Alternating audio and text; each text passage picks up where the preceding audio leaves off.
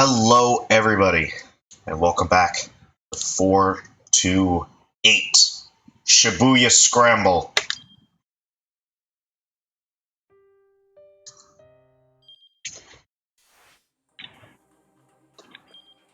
This is how do I get back. Time chart. No.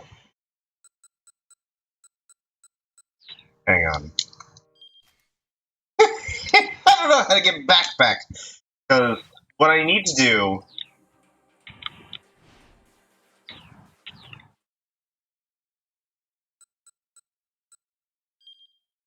No, this isn't it. Fuck.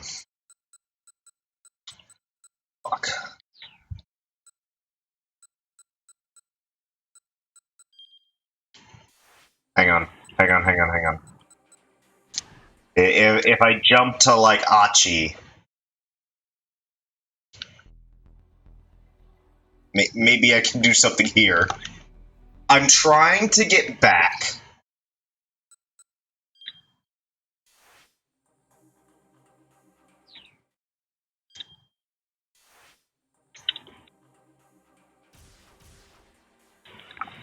Oh, fuck, I don't know how to do it. Previous screen, choose chapter. Okay. Hang on. This is gonna be 2 minutes of me fucking struggling.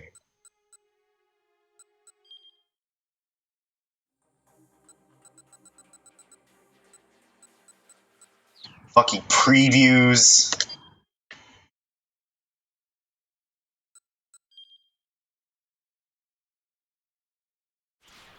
Ah! Aha! This is what I wanted.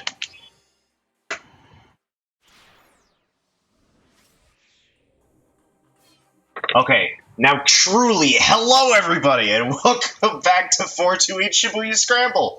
It's time to do bonus shit!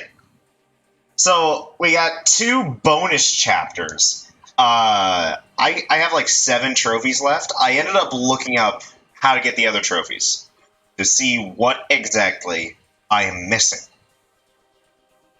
And obviously I need to read this. There is technically like another ending. There's actually a bunch of other endings for 428 Shibuya Scramble.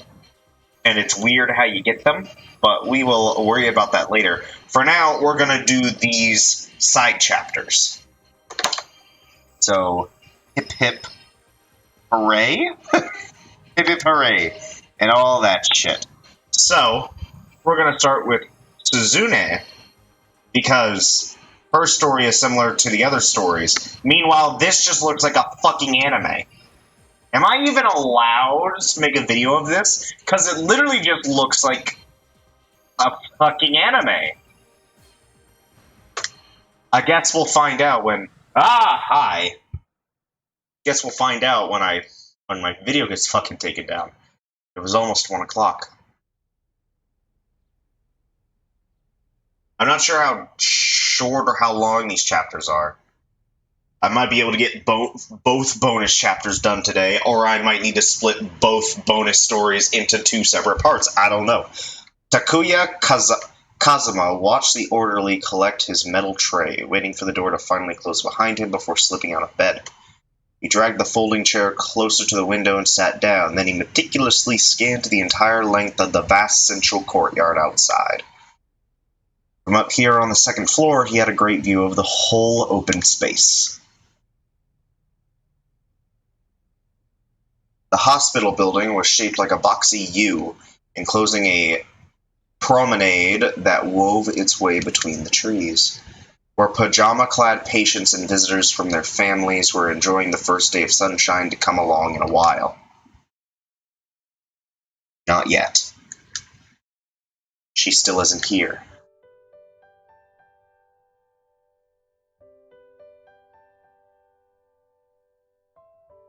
I seem to be doing okay today. If she doesn't show up in the courtyard, I'll sneak out for a walk myself. And then I'll make sure I go and talk to her. Hey, what's your name? No, I can't just up and ask her like that. Maybe I should tell her my name first. I'm Takuya. Who are you? Or is it silly to tell her what my name is when she hasn't even asked? So, what's wrong with you? No, she's been in here at least as long as I have. Whatever it is, it can't be anything. It can't be anything small. So yeah, no way I can open up with that. That comes later. Much later. Nice weather we're having? Now, what am I, 90 years old? I need to say something hip. You come out here all the time, huh? No, that's terrible. I might as well say I've been watching you. She'll think I'm a stalker.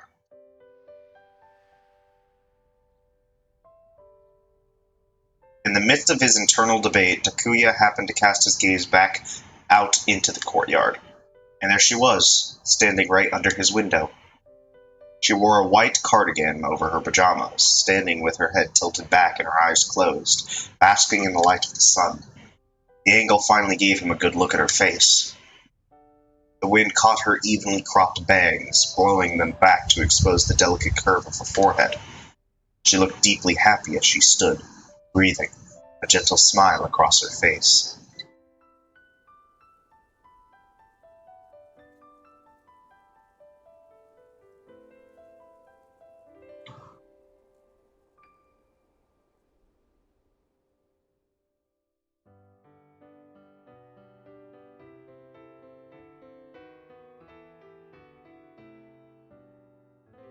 Heartbeat of spring.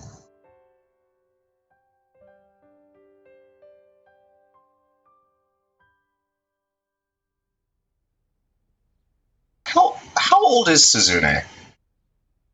I feel like they said once that she was like 15. So she's like early high school? Or I guess in Japan, that's just secondary school, right? Is secondary school like high school? Or is it called upper school? It's just secondary school. I'm fucking muttering at this point. Is he the same age then? I don't know. Is this just going to be a fucking high school love story between two probably extremely sick hospital patients? Takuya felt as though she was smiling at him, and it brought a tightness to his chest. He'd always thought that it would make him impossibly happy were that angelic smile ever to turn his way, so why did it hurt so much instead? He saw her open her eyes back up, and he hurriedly backed away from the window. She saw me? Or did she? No, there's no way she could see in here with the glare. But what does it even matter? I was going to talk to her anyway, right? So go on, get out there. Fighting his nerves, Takuya moved back to the windowsill. She was gone. Where had she disappeared to? Takuya scrambled out of his room and rushed to the elevator. It'll be alright. My muscles aren't too stiff. Today's a good day.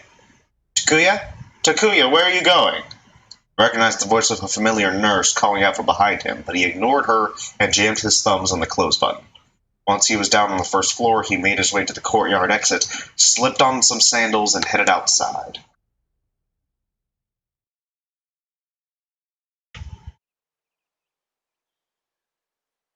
Get a better look at him.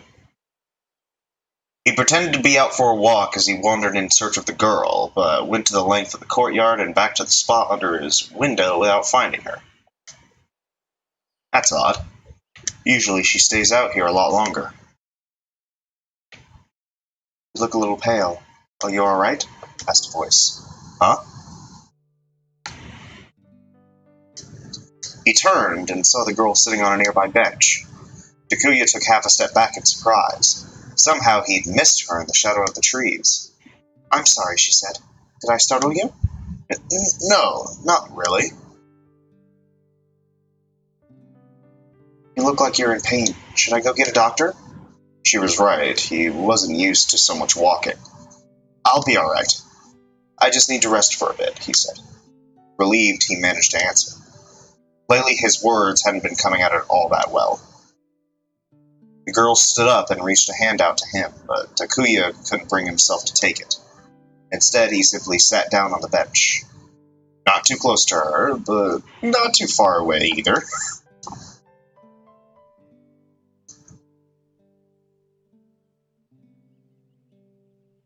Is he younger? I don't know. His heart had suddenly begun pounding, but he couldn't tell if it was because of his exhaustion or because he was so close to her. So, are you the boy from up... So you're the boy from up there, right? She pointed to the window on the second floor that had to... And Takuya had to stifle a gasp. A little earlier we made eye contact, didn't we? Did we? Takuya mumbled, averting his gaze. I was just spacing out. I didn't notice. I've seen you up there from time to time. You look lonely. Are you not able to leave your room much? She didn't notice that I'm always looking at her. Good. Yeah, I get tired real easily. See, I'm not able to get very much exercise myself. They told me that when I'm feeling well enough for it, I should get up and walk around a bit so my leg muscles don't get weak. You have a problem with your legs? No, with my heart. And they say the legs are like a second heart. They play an important part in blood circulation. So if my leg muscles get too weak, it's bad for my health. You know how when a racehorse breaks a leg, it winds up dying? I guess it's sort of like that. Her tone was cheerful enough, as if she was talking about... She talked about this all the time, but the thought filled Takuya with sadness. So, he began. Yes? Do you mind if I ask you your name? As he fumbled the words out, the girl broke into a beaming smile. That wonderful smile, the one that until now he had only seen from afar so many, many times. Suzune Endo. The Suzune is written with the characters from bell and sound, so like the chiming of bells. Suzune, the chiming of bells. It was a name that suited her soothing voice perfectly.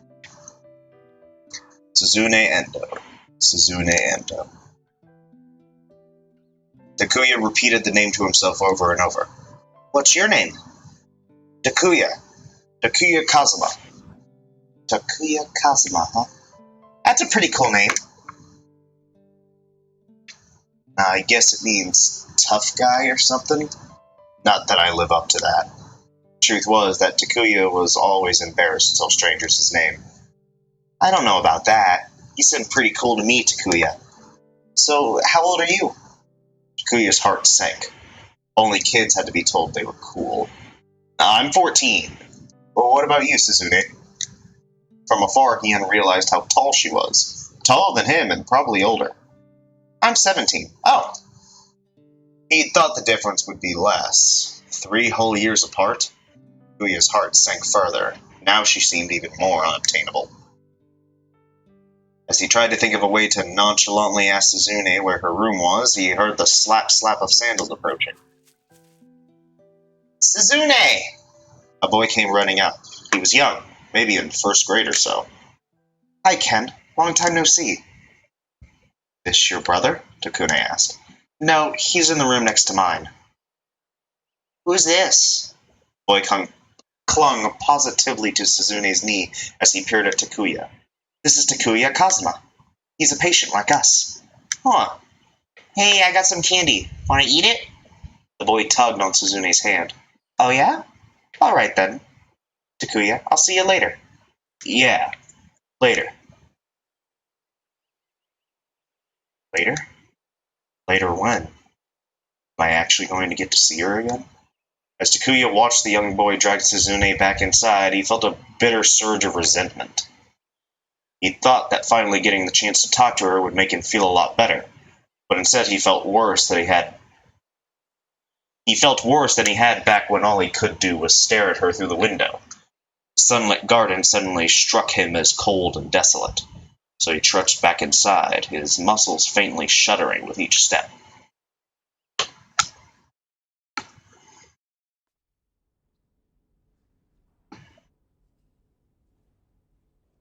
He made his way back toward the elevator to find the head nurse waiting in the corridor, glaring at him.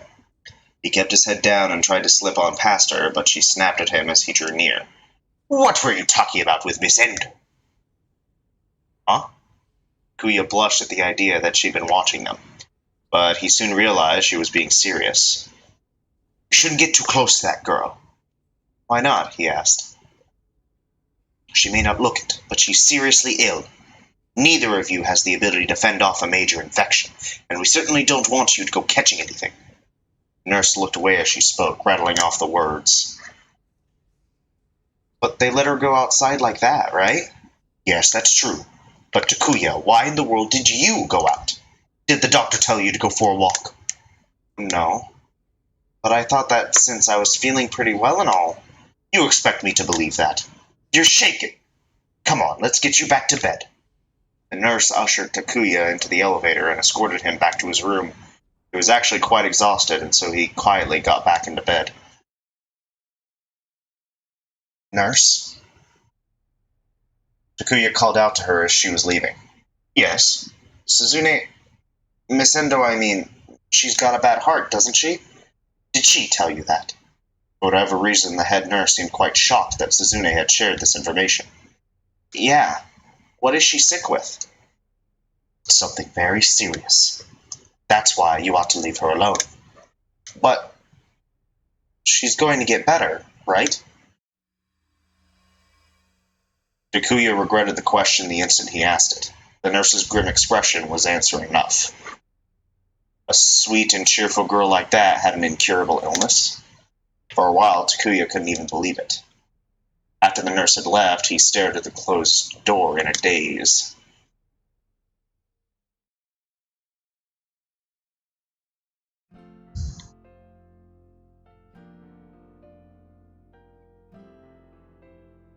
From that day on, Takuya kept up his vigilant watch on the courtyard, sneaking out of his room whenever he caught sight of Suzune. Bit by bit, the two of them began talking more. Sometimes she'd come out 2 days in a row, and sometimes he wouldn't see her for nearly a week at a time. Other times he would wander the hospital corridors in search of her room, only to be intercepted and sent back to his own room by the head nurse. Suzune was quite popular.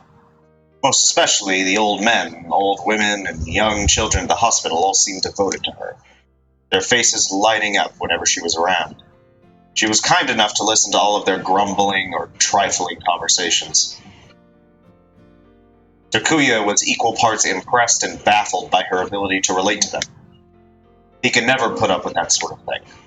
More than anything, though, her popularity was frustrating. He would have had more time alone with her if all these people weren't always around. He felt that he was the last in a long line of supplicants waiting for her to grace him with a few moments of her time. But after she learned about Takuya's condition, perhaps out of some strange form of camaraderie, Suzune seemed to develop more of an interest in him. What is his condition? Wilson's disease. Oh no, fuck, I forgot this is fucking hospital talk. I'm gonna fall apart this entire episode.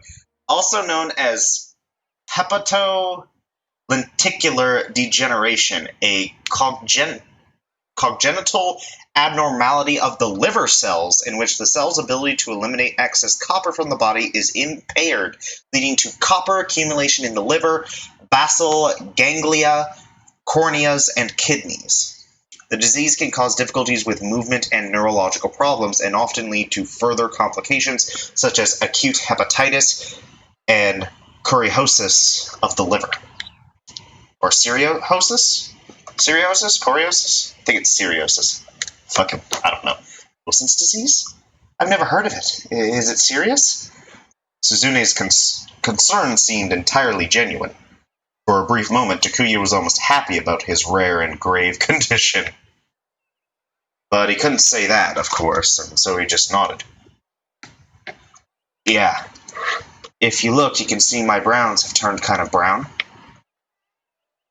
Takuya pointed at one of his eyes to indicate the pale brown ring in his cornea. Abnormal buildup of copper can cause brownish rings to appear along the edge of the cornea, also known as Kaiser-Fleischer rings. It's something you're born with, where copper builds up inside your body. I'd get really tired super easily, and when the doctor checked me out, it turned out I had hepatitis caused by Wilson's disease. My liver was already seriously damaged, and the only thing that'll fix it is a transplant. That's why I'm here. But finding a compatible donor has been hard. I guess we're in the same boat. You need a transplant too, Suzune? Yeah, I'm still waiting. I have what's called a dilated cardiomyopathy. Sure! A condition where a structural change in heart muscle cells causes the ventricle walls to become thin and distended. This decreases heart function, and as the condition progresses, it can lead to heart failure, arrhythmia, and other issues. Victims of the disease have a high probability of sudden death at a young age. At present, a heart transplant is the only cure for the disease. They've tried other forms of treatment, like limiting food and water intake for long periods, putting in an implanted defibrillator, and other things. A device implanted within the body that delivers an electric shock to a heart that has gone into cardiac arrest due to arrhythmia caused by ventricular fibrillation or ventricular tachycardia. These implants are an effective defense against cardiac arrest, but when triggered, they can also cause intense pain in some patients due to the electric energy involved. But it looks like a transplant is the only real solution. Dilated? No. Defibrillator? Well, what are those? Takuya didn't understand all the vocabulary, but it sounded like her condition was even worse than his own. But the biggest problem, Suzune continued, is that there just aren't a lot of heart donors in Japan. And moreover... Abruptly, she fell silent. A look of loneliness crossed her face. Then she turned back to Takuya with a reassuring smile. You'll find a match soon, Takuya. Everything will be fine. And you'll find one too, Suzune. Isn't that right? Takuya felt like something was caught in his throat. It was hard to get the words out. Yeah, if I'm really lucky. Suzune hesitated before continuing. But even then, I doubt I'll be able to get to the surgery. Her tone was so matter-of-fact. Why not? Takuya asked. My family doesn't have much money, so we can't afford to get surgery overseas. But it's alright. I don't really like the idea of being saved by getting some poor brain-dead person's heart. I mean, that's what it comes down to, you know? Unless someone else dies, I can't be saved. If I had to think of some family out there grieving over their loss, I wouldn't be able to be happy, even if it did mean I got better. Takuya had never thought about that. Just imagining part of some stranger's body getting put inside his own was more than scary enough. Still, if he had to choose between that and death, well, it wasn't even a contest. But if you don't get a transplant, then everybody dies. That's just how it is. For some of us, it just happens earlier than for others. You can't just give up like that, Takuya cried. I won't survive unless I get someone's liver. But if I'm lucky enough to actually get one, I'll be happy about it. The doctor told me that people only give their organs on death because they want to. They want to save lives. Suzune appeared flustered. I'm sorry. I know that's the way I should be thinking about it. I'm sure that things will go well for you, Takuya, and that you'll find a donor, and that they'll find a donor for you. And you shouldn't hesitate to get that surgery. By getting better, you'll be honoring the dead, in a way. But she let out a sigh. It's not going to happen for me. Why not? My blood type is really unique. I don't think a compatible donor is ever going to turn up. A unique blood type? Takuya stammered a little as he asked. You mean like Rh negative? Suzune shook her head. You've probably never heard of it. It's called Bombay. They say only a few dozen people have it in all of Japan. One of that handful of people would have to happen to go brain dead. Then they'd need to get that person here before their heart stopped. And then the surgery itself would need to go well enough. That's too many coincidences to hope for, you know? Takuya was too surprised to say anything at all. I'm not about to live what's left of my life expecting that I'll win the lottery like that, Suzune said. It's better to focus as best as I can on what I can do. On what you can do? What do you mean? There are a lot of patients here like you and me, who have been here for a very long time. Most of them are senior citizens whose family rarely, if ever, come to see them. And I kind of enjoy listening to older people talk. They've all got plenty of interesting stories to tell. But more importantly, it brings smiles to their faces, having someone who will listen to them. They tell me that, for a little while, it's like they're young again, like their pain has gone away. And seeing them smile, it makes me happy too. I want to make friends with as many people as possible, to learn about as many people as I can. I don't have time to wallow in my own misfortune.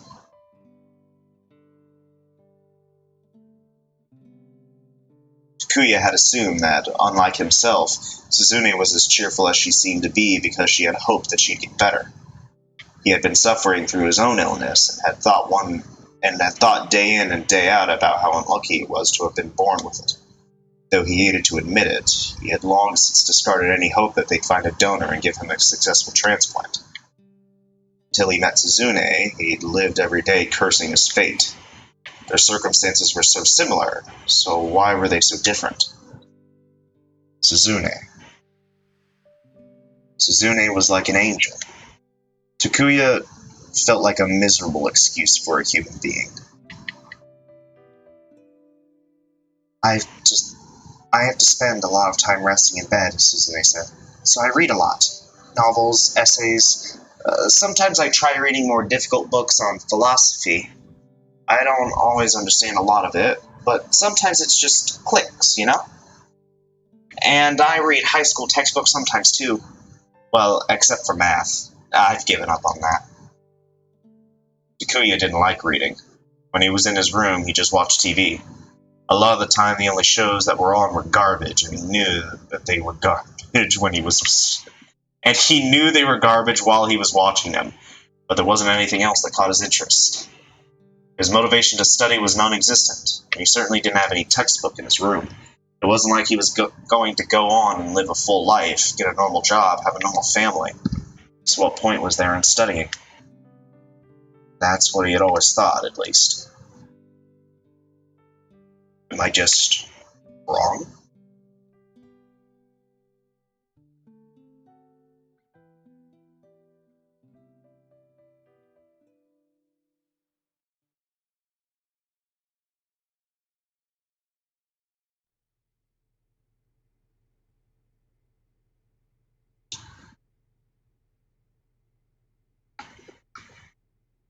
Halfway through her dinner, Suzune found that she'd lost her appetite. Her mood was bleak. Why did I get so high and mighty with Takuya like that? All I ever do is pretend to be the person I wish I was.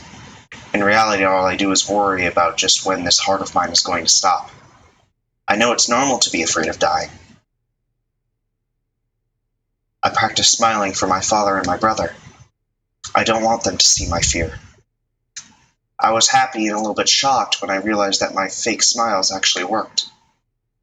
My smiles might have been forced, but the ones I got from those old men and old women and all the little kids, those were real.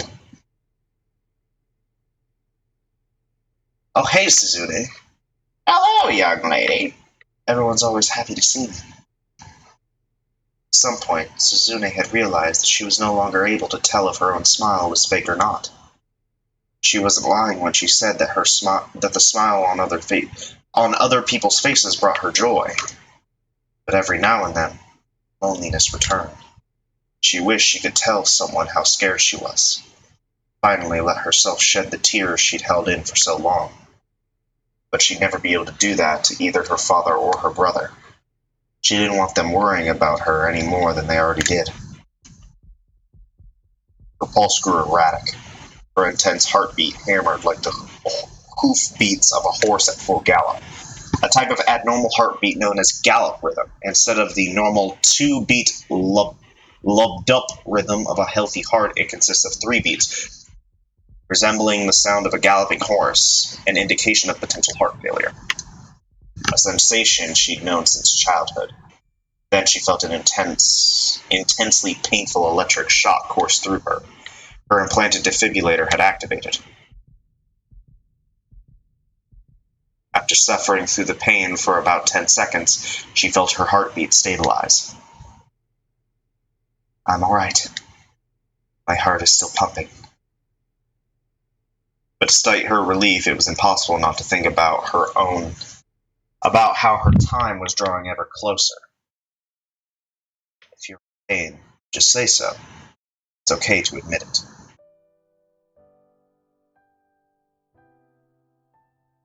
With a start, Suzune looked up and saw a nurse in her doorway. She hadn't even noticed the door opening. Was it time to have her temperature taken again? She hurriedly put on the mask with a smile. No, I'm okay. It's all calmed down now. Your illness isn't the problem. Hiding it is. If you need a little comfort, just ask. Suzune was at a loss for words. It was dark outside, and with the light in her room turned off, she couldn't get a good look at the nurse's face. The woman was tall and slender and had a rather nice build. Was there a nurse like that on staff in this ward? She couldn't remember. What are you talking about? Suzune felt her smile warp as she struggled to conceal a sudden upwelling of sorrow. Facing your condition like an adult, but from your father's perspective, you're still his little girl. It's completely natural for your family to worry about you. This person knows who I am. I'm not sure how, but she knows everything. Suzune let her mask fall. She looked down at her hands, balled tightly into fists, and she let the tears come. I want to be a strong person, but I can't do it. Everyone tells me what a strong and cheerful girl I am, but it's all a lie. The words spilled out as her emotions came rushing to the surface. I'm afraid of dying. I'm afraid of getting surgery. I'm even afraid to go on living. What scares me more than anything is when night comes. I'm afraid every time I go to sleep that I might not wake up again. I thought that if I kept pretending I wasn't scared, that eventually I'd be able to fool myself. But that didn't happen. I'm the only one I can't fool. I think you're plenty strong. Huh? Everyone's afraid of death. That's why they try their hardest to look away from it.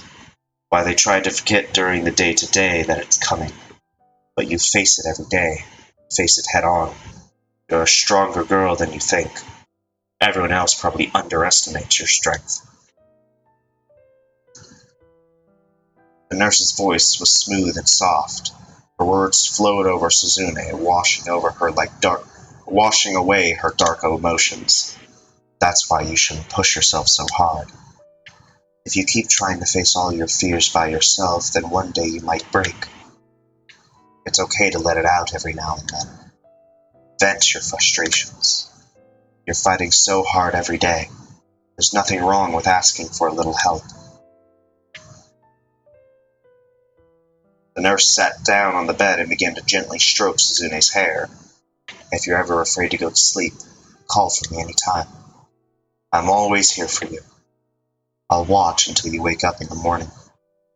That should help, yes? I couldn't ask you that, is what Suzune had meant to say. But the comforting warmth that enveloped her stopped the words, carrying her gently towards sleep. It was a feeling she'd nearly forgotten, like something from very long ago. But from when, exactly?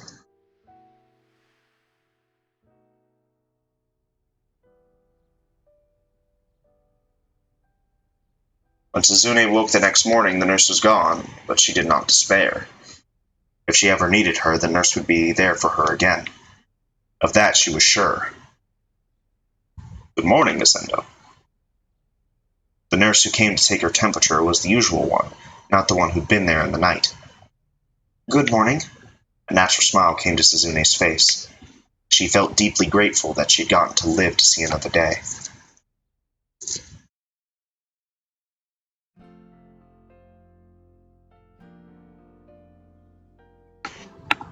The weather was nice, so after lunch, Suzune headed out into the courtyard. More than anyone else, she hoped to run into Takuya. She understood his outlook on the world the moment she learned of his condition. Plus, it was kind of cute, seeing how hard he tried to hide the way he felt. The fondness she felt for him was like that of a younger brother. At some point, she'd realized that they had a special bond. There was a sense of solidarity, knowing that they were both waiting on a transplant for an otherwise incurable disease. She wanted to say that the thing she told him the day before, that was just her searching for an ideal, something to live up to. She wasn't philosophical, she wasn't enlightened, she just wanted to be honest about how hard it was every day. Surely he would understand. But Suzune didn't see Takuya in the courtyard that afternoon. She made small talk with several other patients like she usually did, then headed back to her room. Takuya didn't turn up the next day either, nor the day after that. She would look up at his window from the courtyard, but she never saw him. Where was he? Had his condition taken a turn for the worse? Was he no longer well enough to go outside? Suzune had never been to the second floor where his room was, but she knew the first floor well enough that she could guess the layout well enough to avoid getting lost. With that in mind, she decided to pay Takuya a visit. She went up to the second floor, walking slowly as she eyed the nameplates for the rooms along the courtyard side. There, right about where she expected it to be, she found Takuya Kazuma. She'd been afraid that his nameplate had been removed. If it hadn't been there, that would have meant he'd been discharged, that his room had been swapped for some reason. Or else... As Suzune was about to knock, a voice called out from behind her. Miss Endo? She turned around to see an unfamiliar nurse standing there. Perhaps she was in charge of the ward, or had seen Suzune walking around before, and that was how she knew her name. Yes, Suzune asked. Were you looking for Takuya? Yeah. I hadn't seen him in a while, so I was wondering. I'm sorry. Takuya wants to get out more than he does, but honestly he's not in any shape to be moving around much. We're worried about infection as well, so we've limited his visitors. You probably shouldn't be wandering this far yourself. The nurse pointedly pulled the sliding door to Takuya's room closed. If I could just see him real quick? No, the nurse snapped, then hurriedly cleared her throat and spoke more softly. You wouldn't want his condition to get worse, would you? Suzune saw that she'd have to back down. She returned obediently to her own ward.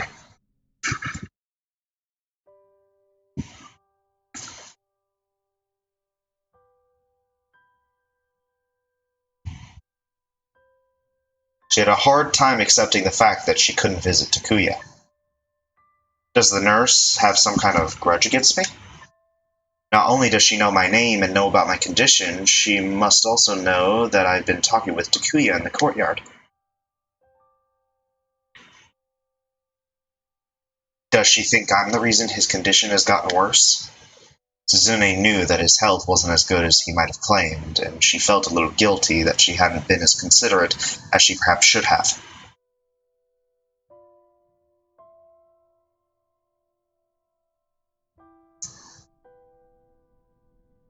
After that, whenever Suzune went out for a walk, she made a point of swinging by Takuya's room, asking several nurses and doctors about his condition. They would always say he was doing fine, but staunchly refused to let her see him. Is he maybe already... Suzune couldn't help but imagine the worst. Is everyone just working together to keep me in the dark? But why would they do that? Do they think I'm his girlfriend and they're trying to keep me from the shock of finding out or something? No, that's ridiculous. Besides, this was a hospital. Suzune knew full well that they didn't have the time to put on some weird piece of theater after a patient had passed away. There must be some other reason. Some reason they didn't want us to see each other. Willing to do whatever she could to discover that reason, Suzune tried changing the time of day that she stopped by Takuya's room. Maybe if nobody was watching, she'd be able to sneak a peek inside. If someone happened to be coming or going, she might even be able to get a look at his face. But Suzune never imagined the way she'd finally wind up seeing him again. On that day, she'd been behind one of the heated meal carts used for delivering dinner to the patients. She followed the orderlies as they brought the cart towards Takuya's room. They'd have to open his door in order to get his meal tray inside. But before she reached his room, the door swung forcefully open, and a bed was swiftly pushed from inside. Doctors and nurses, their faces pale, ushered it along, pushing the metal cart out of the way as they raced down the corridor. Takuya lay on his bed, his eyes closed, his face severely jaundiced. He didn't appear to be conscious. "Takuya?" Suzune cried out without thinking. One of the nurses glanced back at her briefly before disappearing from sight with the others as they brought the bed into the elevator. "Takuya?" As Suzune stood there dumbstruck, her eyes strayed to the open door to his room. With shaky footsteps, she went inside. Takuya's room was largely the same as her own. There was a locker by the entrance, along with a small refrigerator. Over by the window was a TV stand. Next to that was a bookshelf packed with books. She picked up one of the books atop the bedside table. It was the beginner's primer on topics such as organ transplantation and brain death. On the bookshelf were other, more difficult-looking medical novels intended for experts. Takuya's been studying up on diseases.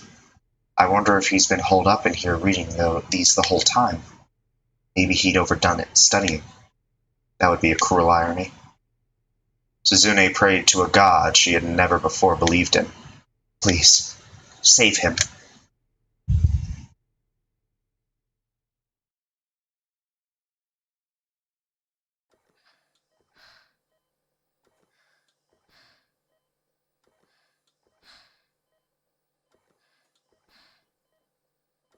Takuya blearily opened his eyes. This wasn't his room. An artificial respirator was fitted over his nose and mouth, and several tubes ran between his body and a hemofiltration system. Vinyl curtains enclosed the area around his bed. A machine that regulates electrolytes and removes waste products from the blood in lieu of the kidneys, used to assist patients with decreased kidney function. Purifying the blood too quickly can, however, result in a collapse of the body's electrolyte balance, leading to headaches or muscle spasms. He was in an ICU, intensive care unit, a clinical facility that allows for focused around-the-clock treatment and monitoring for patients with severe and life-threatening illnesses or injuries, also used for patients whose conditions might potentially become critical, or for patients requiring an extreme degree of care following surgery. Several people bustled frantically about. The last thing Takuya remembered was being in his room. Was that minutes ago? Or has it been days? Excuse me. Someone... Takuya paused. His voice didn't even sound like his own. Doctor, he's regained consciousness, a nurse announced. At that, the face of his attending physician, Dr. Saeki, suddenly came into view. He was wearing an operating mask. Takuya, the doctor said. Please, hang in there. Takuya! It sounded like his father and mother were there on the other side of the curtain. If the staff had called them here, did that mean he was on the brink? What day is it? What was that? The respirator was making Takuya's voice hard to understand. He struggled to form the words. Today. What day is it? It's April 5th. April 5th. There were still over 3 weeks to go until his 15th birthday. What was going on? It's too late to save me, isn't it? You mustn't say things like that. How much longer do I have? Will I make it another month? Saeki lowered his eyes. No guarantees, then. Please, doctor. I just need 3 more weeks. Please do whatever you can to let me live for just 3 more weeks. I can't die yet.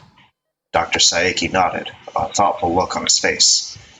Is there something you can do? Please? I don't want to die yet. I haven't done anything yet. Needs just a little more time. There is a life-prolonging procedure, highly experimental. However, I don't care about the risks. I just don't want to die yet. There's something called an artificial liver system. Clinical trials have only just been concluded in Japan. Although a liver dialysis machine can be thought of as a sort of artificial liver, an actual liver carries out much more complicated metabolic reactions that dialysis cannot completely replace. For this reason, biohybrid liver replacements combining mechanical functions with an active live liver cells from pigs are currently under research. Clinical trials have been conducted in the United States. The hope is that these bioartificial devices will someday be able to keep those with failed livers alive until the necessary transplants are available. It's a device that uses cells harvested from pigs. If things go well, rather than just 3 weeks, it might be possible to keep you alive until a donor turns up. The mention of pig cells was startling. But right now, with no time to be squeamish. Please, doctor. If there's even the slightest chance, it's worth it.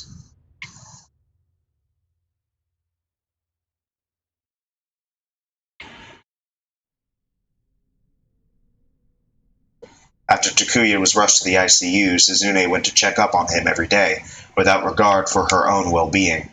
Day after day she visited, only to be told that he was still in an unconscious state. 3 weeks went by without a change. Then one morning, while passing by the kitchenette on her way to the ICU, Suzune overheard some nurses talking. Did you hear? Takuya's regained consciousness. For better or for worse, poor kid. Keeps saying that he doesn't want to die yet, that he wants to live. He's only, 14? The young nurse's voice was tearful. Suzune felt a new kind of pain in her chest. She's running out of time for a transplant. And with that rare blood type. Rare blood type? Suzune stopped in her tracks, then rushed back to the kitchenette. Excuse me, what do you mean by rare blood type? The moment she saw Suzune, the nurse clamped up and tried to slip away. Please, hold on! That rare blood type, is it Bombay? Suzune shouted. The nurses exchanged an awkward look with one another, and though neither of them said anything, Suzune knew that she was right. Takuya had Bombay blood too. This was a hospital with high-end facilities that drew patients with incurable diseases from all over the country, so maybe it wasn't such a remarkable coincidence. Transfusions for rare blood types such as Bombay were difficult to come by at regional hospitals. There were some advantages to having another such patient on hand nearby, but there were downsides too. Now the inexplicable behavior of the doctors and nurses made sense. They had been trying to keep Suzune and Takuya from each discovering that the other had Bombay blood. It was unsettling enough to know that someone else with a blood type only possessed by a few dozen other people in all of Japan was hospitalized right alongside you. But when both of you were waiting for compatible donors in the hope of receiving a transplant, that was enough to upset anyone's composure. How must Takuya have felt when she told him that she had Bombay blood as well? If I die, she could live. Something like that must have crossed his mind. The fact that he'd started studying up about transplants again must mean he'd been thinking of something. What in the world was he thinking? If our positions were reversed, what would I have done? Suzune knew what she had to do. She headed for the ICU. She got there just as Dr. Saeki, who was her own attending physician as well, emerged from inside. Miss Endo. Doctor stopped, surprised. Suzune drew herself upright and looked him right in the eye. Doctor, please. Please use my liver for a transplant for Takuya. You can perform a living liver transplant, right? If you need to take half or even 2/3 of it, then please, by all means. For a moment, Dr. Saeki looked as if he'd taken a punch to the face, but soon his expression resolved into a sad smile. You heard about the blood. Suzune nodded. I'm afraid that won't be possible. A living liver transplant is dangerous enough for a healthy person. Someone in your condition could never be able to tolerate the surgery. You can do it when my time comes then, Suzune said. Regardless, Miss Endo, I can't carry out a living liver transplant between two complete strangers. The law doesn't allow it. If the two of you got married, that would be a different story, but that's not possible either. Neither you nor Takuya can legally marry until you're 18. Married. Suzune had never thought about such a thing, but if marrying Takuya would make the surgery possible, she'd do whatever it took. But apparently the law wasn't going to allow for that either. Well, I don't care what the law says. If I'm the only person who can save Takuya, then please, take my liver. Doctor, please. I'm afraid what you're asking simply can't be done. You need to focus on your own condition, and on getting better yourself. I'm beyond saving anyway, though. Right? So please, I'm begging you. Takuya needs... As Suzune grabbed hold of the doctor's gown, pleading, a sharp pain shot through her chest. The galloping heartbeat was back. No, her pulse had never been quite this erratic before. Her mouth opened and closed reflexively. She was unable to breathe. Doctor, please. An electrical shock went through her and the implanted defibrillator. From the implanted defibrillator, the world faded as she slowly collapsed to the floor.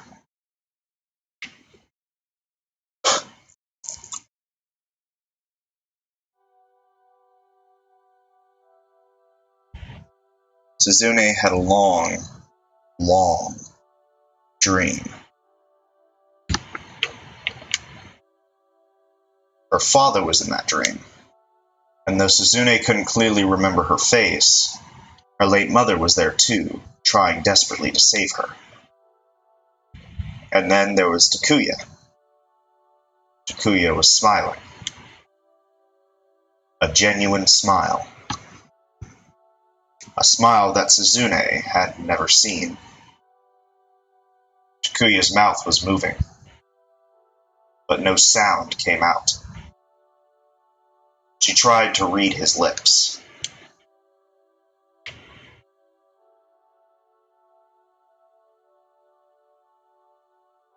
Thank you. Thank you? Wait, what do you mean?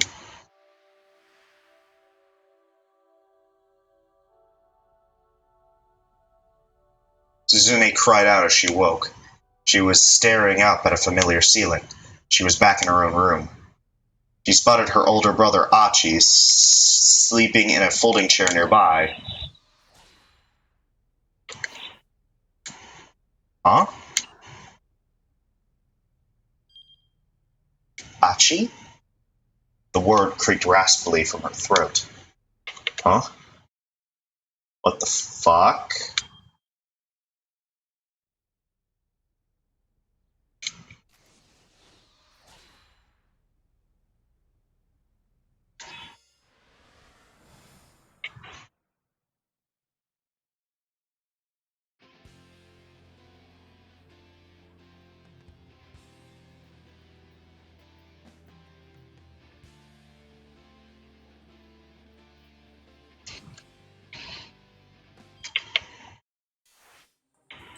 It's the epilogue. Wait a minute. She understood. Go on, Achi. Go see your sister. There's nobody here in trouble that you need to rescue now. Thank you. Better get going to see Suzune.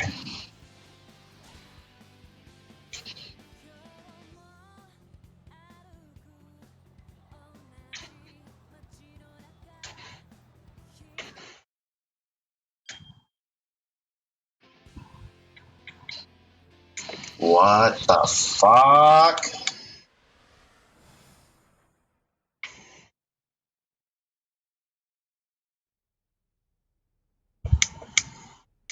Achi? The words creaked raspily from her throat. Huh? Suzune? You awake? Her older brother rose from the chair, then excitedly scampered out of the room. With a start, Suzune realized something was attached to her chest. She felt a peculiar sensation, six distinct tingles all running from the center to the left side of her chest. Electrocardiograph electrodes.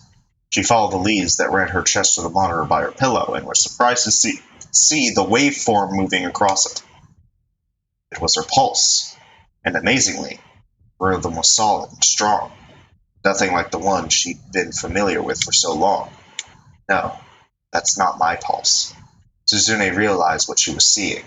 She understood instinctively. His heart. It was Takuya's.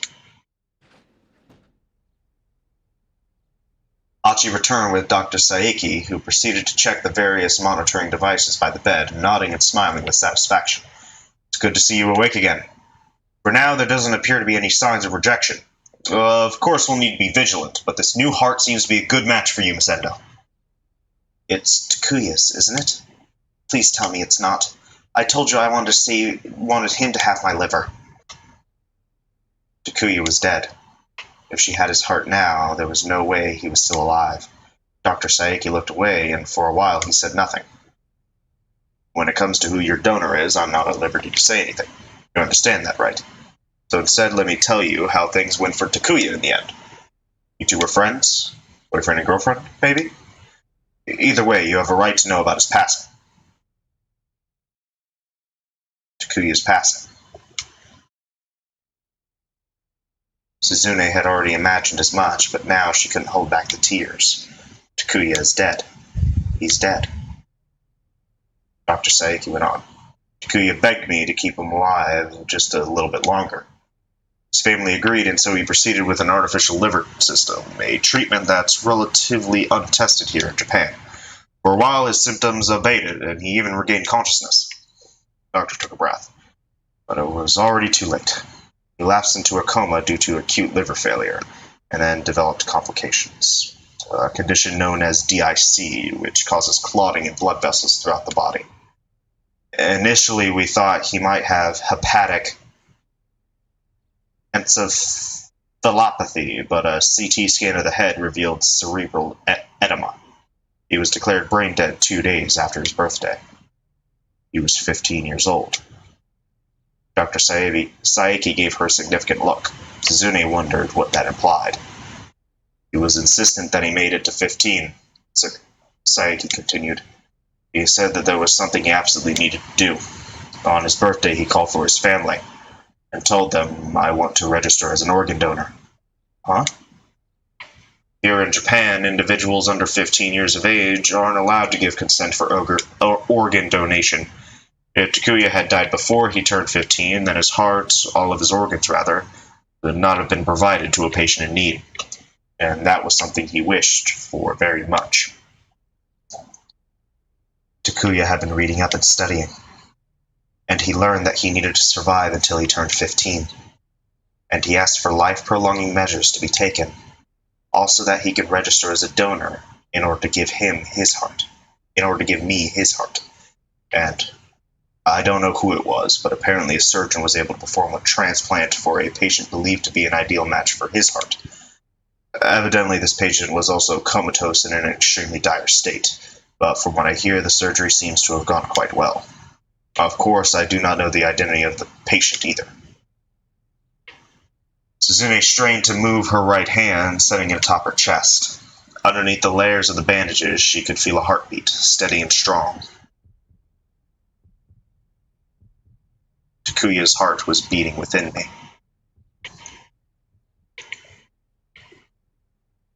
He left a letter for you. I haven't looked at what's inside, so I'm not sure what it says.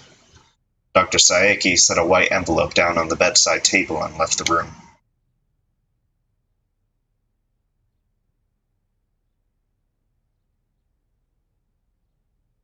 Achi, read it to me. She didn't feel strong enough to read it herself, but she didn't want to wait. You sure? Achi asked. All right then, let's see. Achi opened the envelope, slid the letter out, and began to read.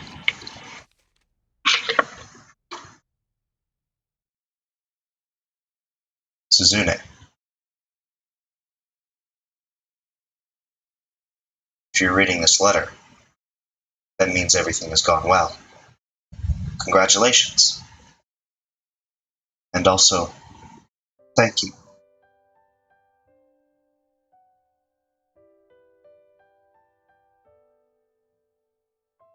Ever since I became sick, no, even before then, I hadn't known what it was like to be happy. I hated the world. I went through my whole life just thinking about how pointless my existence was. An excuse for a human being with no reason to live. Fuck, no, stop! I hated that I was going to die so young, but at the same time it seemed pointless to try to live any longer. And then I met you. I fell in love with you. I love you, Suzune, with all of my heart.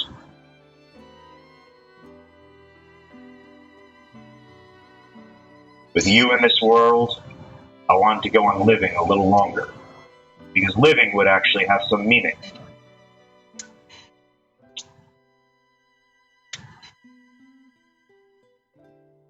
When I found out that we had the same blood, I was shocked. It had to be fate, right? Neither of us were going to be able to survive on our own, but if one of us sacrificed ourselves for the other one could go on living. And I wouldn't be able to bear any world without you in it, Suzune. The answer was clear.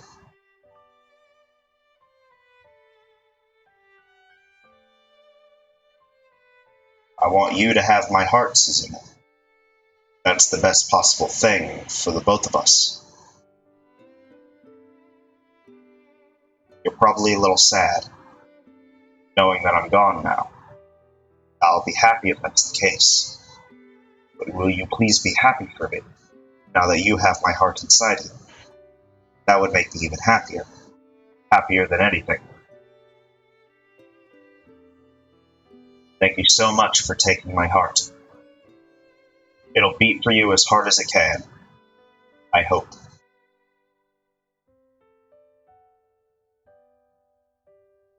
I wish we could have talked more. If it had only been possible, I would have liked to have gone somewhere with you. But it's okay. This way I get to be with you forever. I won't be lonely anymore.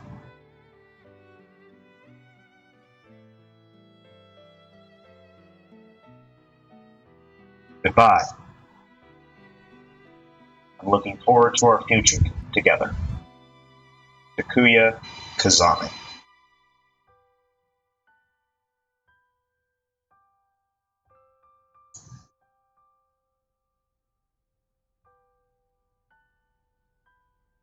Achi's voice grew gradually more hoarse as he read. By the end, he was struggling not to weep. Damn it.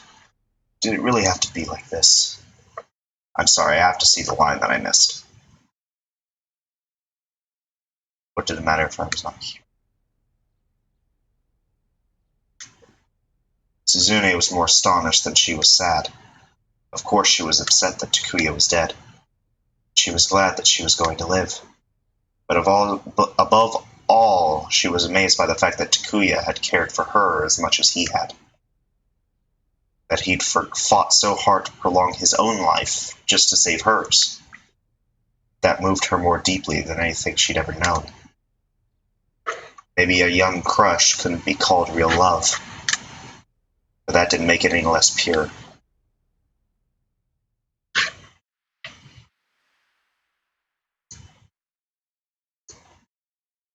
Thank you.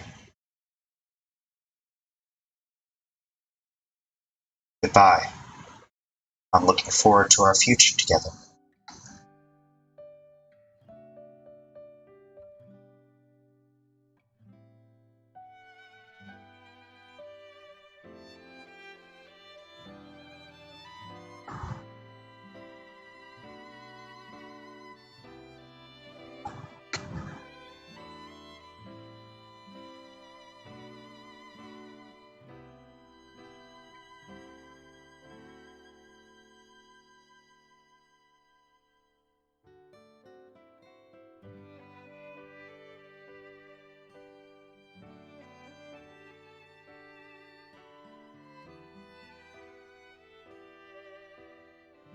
Takemaru Abiko. Fuck you, man. Fuck you, man.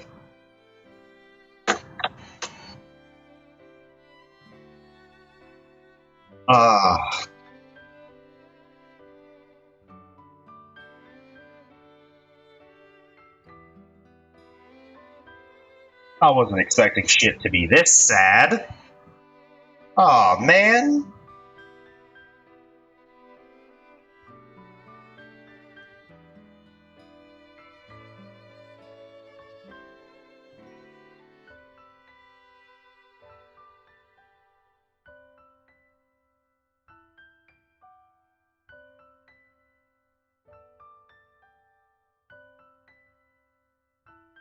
Ugh. I got really confused when it gave me the option to jump to Achi's story, because I was told that this was just a story that I could just read. And I didn't have any other thing to do, so I got confused for a moment. But it's just to show that it came after the main story, basically.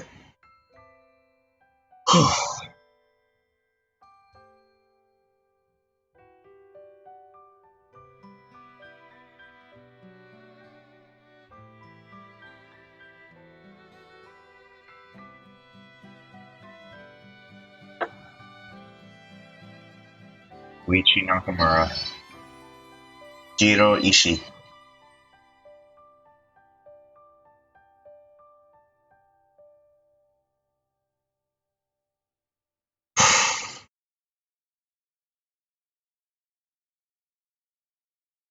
The end.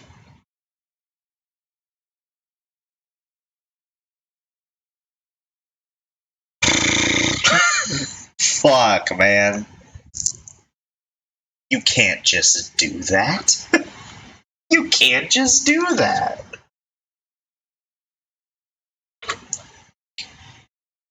Heartbeat of Spring.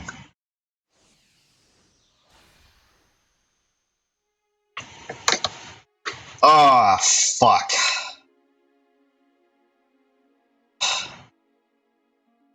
Well, time to add that to the list of games that made me cry. Fuck!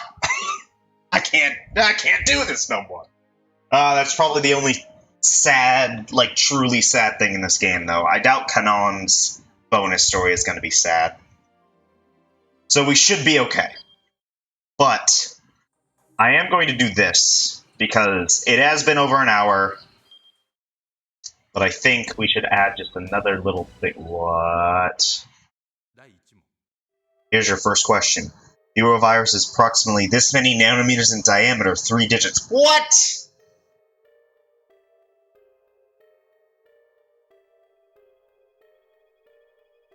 Um, 100? No.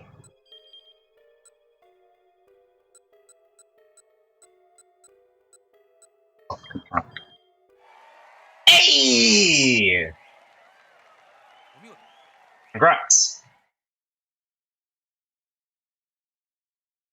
Answering pop quiz question will let you read special episodes. Enjoy the tale of Aseo Ozu and Yutaro Sagawa. Oh, I get to see the thugs. I get to read them now. Aseo Ozu and Yutaro Sagawa. Ozu snarled at the young man who sat before him in the dingy little office belonging to Takarada Financing. You understand what it means to break a promise between men? The man glared back at him. What do you want me to say? He muttered. Ozu had seen that same look plenty of times before, and he despised it. It was the look of a man who hadn't realized he'd already lost. Ozu hated people like that more than anything. 5 million, and the interest on that has been paid. What was the payment for that interest due again? Yesterday. Well, if you knew that, then how come you haven't paid it? Ozu's voice rose to a bellow that practically shook the windows. He couldn't tolerate anyone breaking promises, no exceptions. I understand. Despite Ozu's fury, the man seemed unconcerned. I'll work it off. I'm in shape. His upper arms sported bulging biceps. They were the arms of a fighter. Or, if that's no good, I can always sell my organs, the man added nonchalantly. It struck Ozu as a ridiculous offer, the suggestion of a clueless youth. Listen, pal, you can't just up and offer to sell your organs. Your parents would want you to take better care of yourself. I have taken good care of myself, and so my organs. Stop jerking me around. Ozu lurched to his feet and kicked the table hard. I'm not jerking anyone around. I'm being serious. The man looked squarely back at Ozu. What did you spend the $5 million on? The old man grumbled. If I tell you that, will you wipe the debt clean? Of course not! Again, Ozu kicked the table. The young man shrugged. I needed some funds to set up a bank transfer scam. Oh? Ozu straightened up reflexively, picking up the scent of money. But a scam like that requires a fake account to someone else's name. Yes, it does. I tried to go through some black market channels to get one, but, well, I just wound up losing my money over and over. The man continued, describing how he'd blown through over $1.5 million yen before landing the fake account. I figured that once I had the account, though, I'd be able to make something work. Thinking that his fraud scheme needed a bigger team, the man had tried to recruit some scam artists online. He'd ponied up $3 million to use the advance funds for the effort, but once he'd given it over to the team he'd assembled, they had all skipped town the next day. Now, desperate, he'd taken the remaining $500,000 to illegally purchase a list of easy marks. Said list contained a phone number of several dozen elderly people who had fallen for such bank transfer schemes before. The man had tried making his way down the list, calling one number after the other. None of the numbers on the list, however, actually wound up connecting to anyone. Rather than craft his own fraud scheme, the man had fallen victim to one himself. You were looking for some suckers, but got suckered yourself? Ozu snorted. Yeah, the man grumbled sullenly. Look, could you please just let me make a quick phone call? Phone call, huh? There's another mark I've been working on since this morning. You just need a little more coaxing. If I pull it off, I might be able to pay what I owe. There was no way the guy was pulling off a scam. What he'd heard so far, Ozu was sure of it. But that made him all the more amused at the thought of letting this guy have his call. This, I got it here. Go ahead, make your call. Ozu turned the phone's speaker on, then handed the receiver to the other man. With a notepad in the other hand, the man dialed. The phone rang several times, and then someone picked up. Hello, Grandma, it's me. Did you get the money? Ah, Masa, is that you? How's school going? I'm already working now, Grandma. Didn't I tell you? Ah, yes, that's right. How lovely. How's your homework going for today? Oh, and make sure you come straight home and don't buy too much candy while you're out. The old woman on the other end of the line sounded completely senile. She was under the mistaken impression that this man was her grandson. So, anyway, Grandma, you remember what we talked about last time? Did you get the money? Money? Is there something that you wanted? No, it's not like that. Do you remember our phone call from earlier? Phone call? Oh, what do you mean? These two weren't even on the same page. Ozu frowned skeptically as he listened to the back and forth. Remember, I said I'd been in a car accident? I hurt someone really bad, and I need to pay a settlement. Masa, you don't need to lie, you know. Lie? The man looked panicked. I'm not lying. It's all right. Grandmothers can tell this sort of thing. But I'm not lying. I bet you really want to buy some new video game. It's okay, Masa. I've got enough saved up to buy it for you. Don't you worry. I've been alone ever since your grandpa died. I'm just happy when you call me. Buying you a video game is the least I can do. The joy in the old woman's voice left the con artist at a loss for words. Your fathers and your uncles never come around to see me anymore. I'm so very happy you called. Thanks to you, I feel I might live another 10 years. Forget 10 years. I want you to see 100 more years, Grandma, the young man managed to rasp. His eyes had grown blurry with tears. Masa? Yeah? Will you call me again? Yeah, I will. At the promise now. I will. I swear I will. All right. I'll talk to you later then. The man hung up the phone. Oh, they'll make that into a movie for sure, Ozu said with a faint chuckle. You really have no sense for duplicity whatsoever. The man hung his head. But there's nothing even more unforgivable to me than that. Ozu took a step forward, leaning aggressively above the other man. The fellow began to tremble. Real men don't break promises. Ozu snatched the debtor by the collar and dragged him to his feet. I'm gonna have you work off what you owe me real slow. The man blinked in confusion. You're gonna work under me for the rest of my life. And you're gonna keep up your act with that old lady until she dies.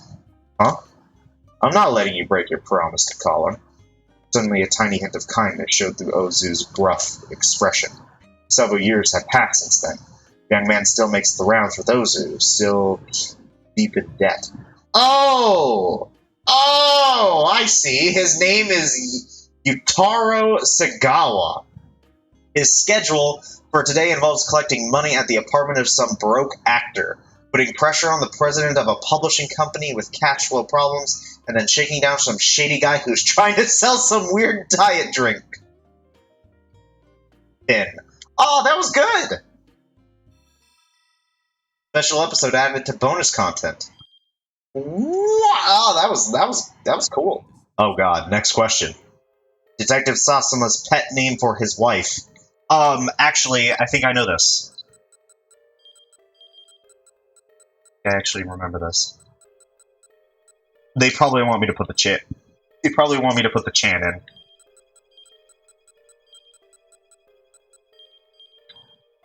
Yo! Correct. Maki Yoneda. One chilled curry soba, and make it tasty.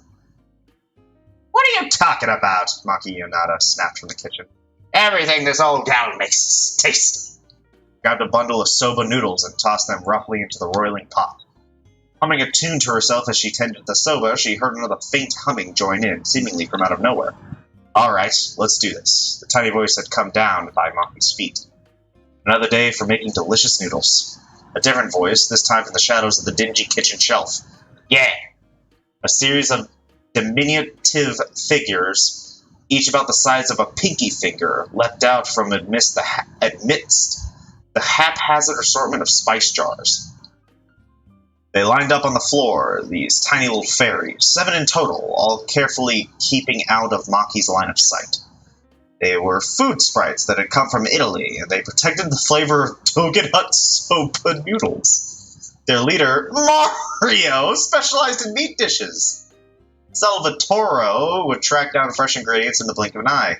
Cheerful Antonio was a wizard that, when it came to sauce, there was Marcello, a wine connoisseur and the most sarcastic fellow in the world.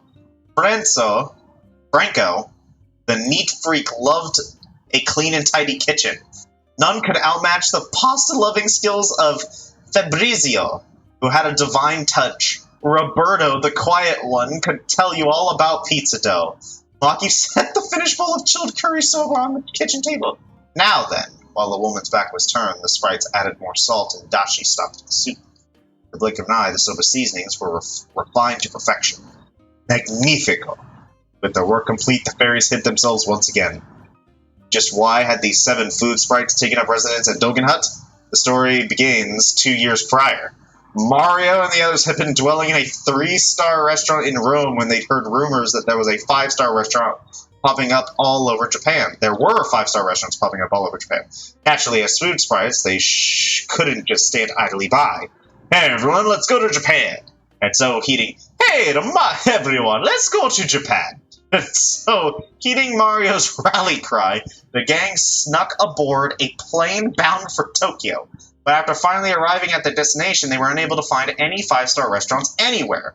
By the time they realized that the rumor they'd heard had in fact been mere rumors, they were starving, nearly on the verge of death. They wandered about aimlessly until they arrived in Shibuya. Then, as they tottered their way up Dogenzaka, the aroma of curry tickled their noses. The scent came from a soba restaurant called Dogen Hut, partway up the hill. Sprites peeked inside and saw Maki and her husband busily at work. Sneaking into the kitchen, they found that the scent of curry was wafting from the porcelain bowl on the counter. Is that supposed to be bowl? This was Dogen Hut's house specialty, chilled curry soba. Despite their misgivings, the sprites sold themselves a taste. What is this? The food sprites looked at one another in surprise. The dashi, soy sauce, the curry, all coming together, perfect harmony. The soothe and chewy noodles offered a different appeal than pasta. The group shouted in excitement, caught up in the moment. So taken were they by the chilled curry soba that they decided to settle down in Dogen Hut's kitchen from that day onward. But then, the owner of Dogen Hut fell ill and passed away. After Maki took over her late husband's restaurant, it quickly became apparent that she had no talent for cooking whatsoever. Shockingly, she couldn't even tell the difference between salt and sugar, rice, wine, and vinegar. She had no idea how to make the soup for a chilled curry soba, sometimes tossing things like curry-flavored rice crackers and meat and potatoes into the pot. If Maki were left to her own devices, the restaurant was sure to go under. "We're the only ones who can save this place," Mario declared. None of the others had any objections. The flavor of the chilled curry soba was worth any effort. And today, yet again, that specialty soba was delighting customers' palates thanks to the helping hand of the sprites. "Okay. Oh, okay," Maki called out. "One chilled curry soba. Sorry for the wait." "It's delicious as ever, man. You really can't get this flavor anywhere else." Down by Maki's feet, the sprites frowned. "We're the ones who made it, though." Maintaining the flavor of the restaurant's dishes was certainly worth doing. Recently, however, it began to feel a little empty. Nobody knew that it was the food sprites who made the soba special. Maki was the one who was always praised for how tasty it was. There was no finer joy in cooking than seeing the smiles on diners' faces. But despite all the sprites' hard work, no one ever had a smile for them. They needed to remain hidden, but the lack of recognition still left them feeling rather lonely. "Ah, that's right," Maki announced brightly. "There's been some talk about releasing a Dogen Hut recipe book." With a start, the sprites looked up at her as one. The old woman was clearly overjoyed. What do we do?" A cold sweat broke out across the sprites' foreheads. This was Maki here. She'd probably write about how she made the stock using curry crackers and stuff. "But as busy as you are running the restaurant, do you even have the time to write a book?" the customer asked between happy slips of his soba. "Oh, don't you worry about that," Maki declared with a broad grin. "I'll get it written in my sleep." The customer blinked in disbelief. "Can I write a book while you're sleeping?" he said. "Yes, I can. Here are these little sprites who will help. Who will write it for me while I'm in bed." "Ah, come on, now you're just talking fairy tales." The customer chortled loudly. Shocked, the sprite stared up at Maki. "Wait," one of them whispered. Does she? Added another. Suddenly, Maki cast her gaze downward. "You'll handle the book for me, won't you?" she whispered. You've known all along?" The sprite's jaws hung agape. "Of course I have," Maki murmured with a grin and a chuckle. "I don't know how to make chilled curry soba that tastes that good. So thank you. Because of you, my husband's restaurant has been able to go on." And when they saw the big smile on Maki's face, the sprites knew that all of their effort had been worth it. "Well, guess we've got to help out then." "Well, guess we'll have to help out then," Mario said. "I'll take a bit of overtime, but we'll work on your book for you, ma'am." "I'm not sure I like the idea of revealing our recipes to the public, though," Salvatore muttered. We'll have to put our hearts into the rest of the menu items, too, not just the chilled curry soba."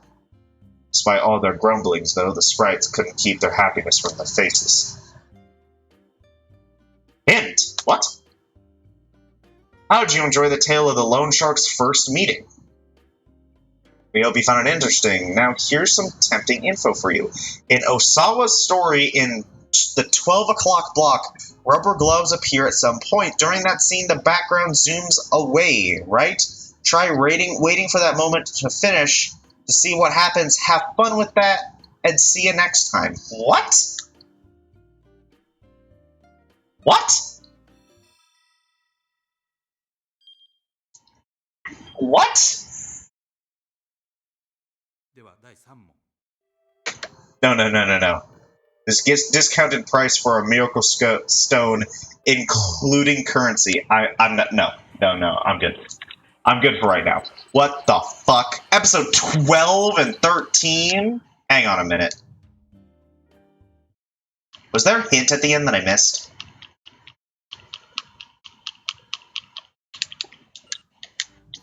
I didn't think so.